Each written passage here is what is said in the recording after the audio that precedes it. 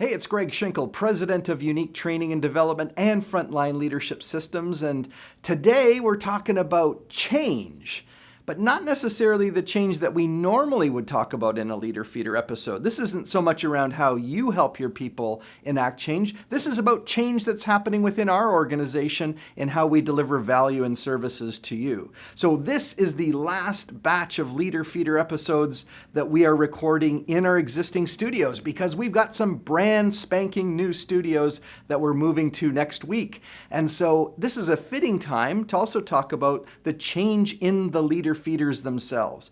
We've produced over 300 episodes with yours truly trying to bring you practical advice each and every week or every other week. And now it's time to hand over the reins to our general manager, Kirk Langford. Now, Kirk's been with the company for a year and a half, and he's been instrumental to helping us systematize the business and scale up the business. So, Kirk, you've been a godsend to the business, and now you're also going to be a godsend in taking over the Leader Feeder episodes.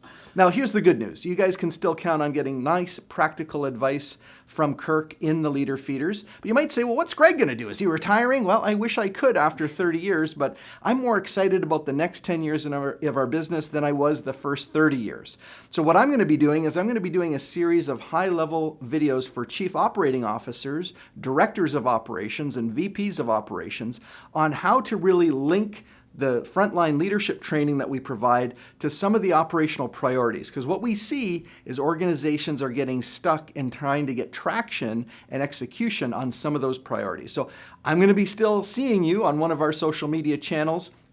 And in the meantime, you're going to be in great hands with Kirk. So we've got an episode now that we're going to deliver jointly. So Kirk, what do we have on tap for today? Well, Greg, thanks so much for that introduction. It is a pleasure working here and being with you. So I'm excited to start doing some of these Leader Feeders. So let's get started.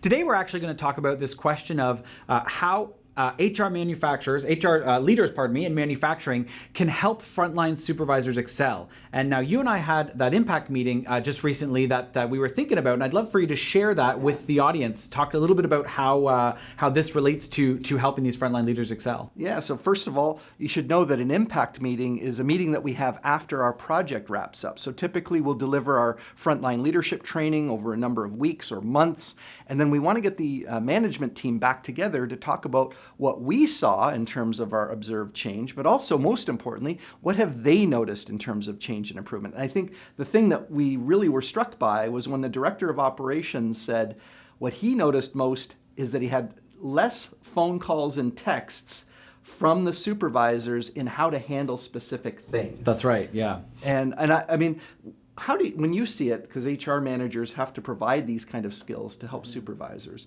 what's one thing that you think our training does that really helps the supervisors become more self-sufficient? Yeah.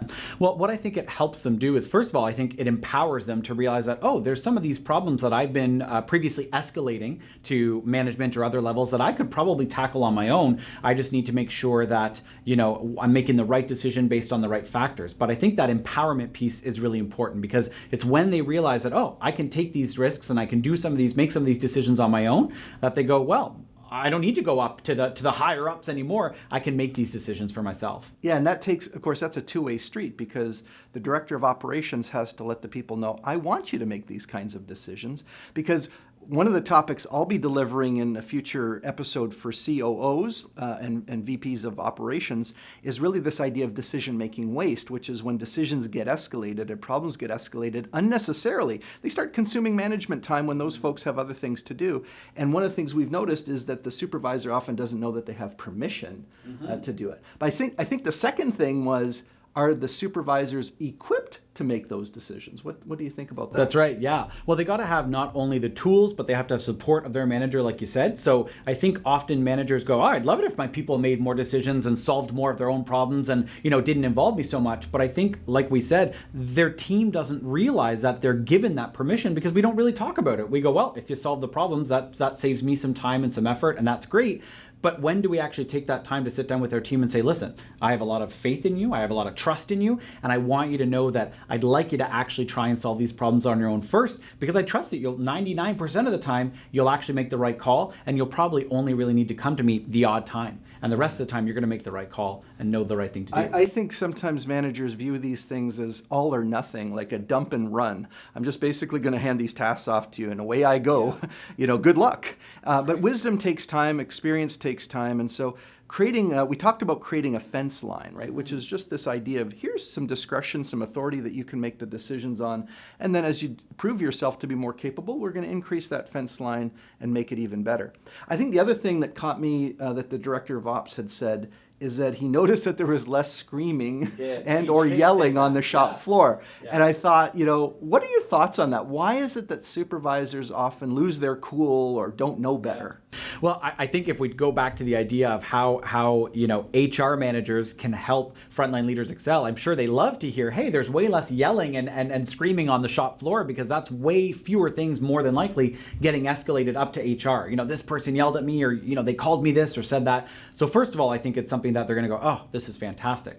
But I think a lot of times that happens is because there's a lack of an ability to manage conflict effectively. So we become either defensive, we might become sort of aggressive or passive when we're dealing with conflict, and our inability to deal with it in a healthy, constructive way makes it where any kind of conflict that comes up, it's automatically a negative thing. And yet, if we can provide them with the skills to show them that, first of all, conflict isn't always bad. In fact, sometimes it can be good because it drives innovation, it helps us identify problems and maybe misalignment that's existing.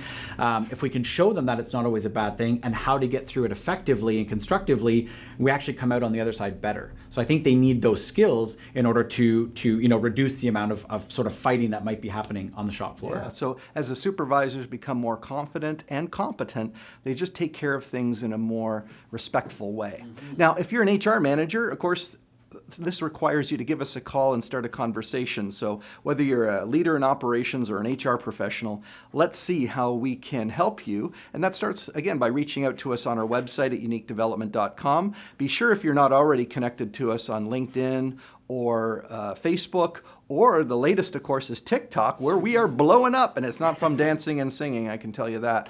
No matter how we can help you, please connect with us so that we can help you build an organization of high performance.